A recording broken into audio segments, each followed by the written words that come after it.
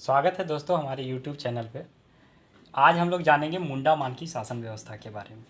मुंडा मान की शासन व्यवस्था जो था वो हो जनजाति का शासन व्यवस्था था। ये प्रथम गणतांत्रिक शासन व्यवस्था था।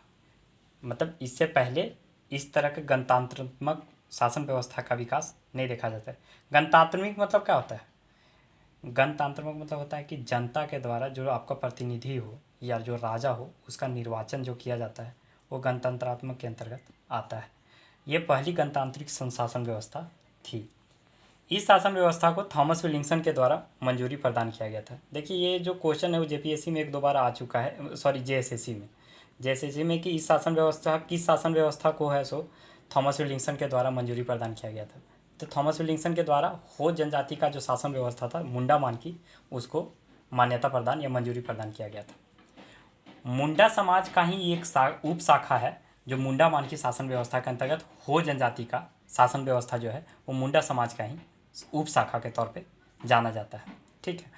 मुंडा शासन व्यवस्था के अंतर्गत हम लोग गांव का मतलब कैसे कैसे कार्य करता था, क्या स्ट्रक्चर था, वो जानने का प्रयास करेंगे।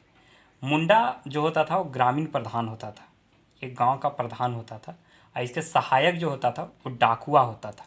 डाकुआ सहयोगी के तौर पे कार्य करता था। मानकी मेनली जो था वो 7 से 12 गांवों को मिलाकर एक पढ़ा, और सारी शासन व्यवस्था में जिसको हम लोग पढ़ा कहते थे, इस शासन व्यवस्था में उसी को हम लोग मानकी कहेंगे।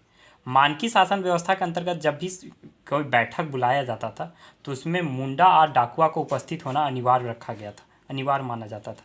उनकी अनुपस्थिति में कार्य को नहीं किया जाता था। पीर पंच जो था वो न्यायिक प्रधान था। पीर पंच पढ़ा न्यायिक प्रधान के तौर पे कार्य करता था।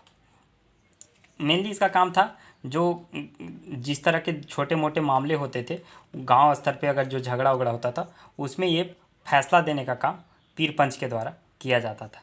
तहसीलदार जो होता था वो राजस्व अधिकारी होता था।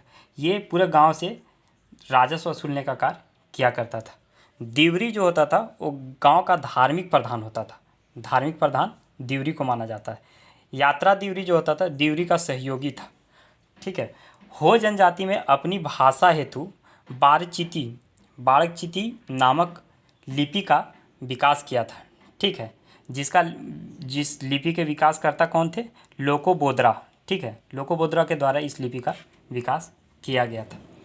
ये देखिए ये जो शासन व्यवस्था थी दोस्तों, ये वाला रीजन जो आपका देख रहे हैं वहीं पे ये शासन व्यवस्था मेनली था। मतलब सरायकेला खरसावां, वो पूर्वी सिंहभूम, पश्चिमी सिंहभूम, ये वाला जो रीजन था यहाँ पे ही हो जनजाति निवास करते हैं। ये जेपीएससी में आपका 2 नंबर का क्वेश्चन है दोस्तों, यहीं से 2 नंबर का क्वेश्चन आपका कवर होगा। इससे ज़्यादा इस शासन व्यवस्था के अंतर्गत आपको जानने की ज़रूरत नहीं पड़ेगा। बस इतना ही। थैंक यू दोस्तों।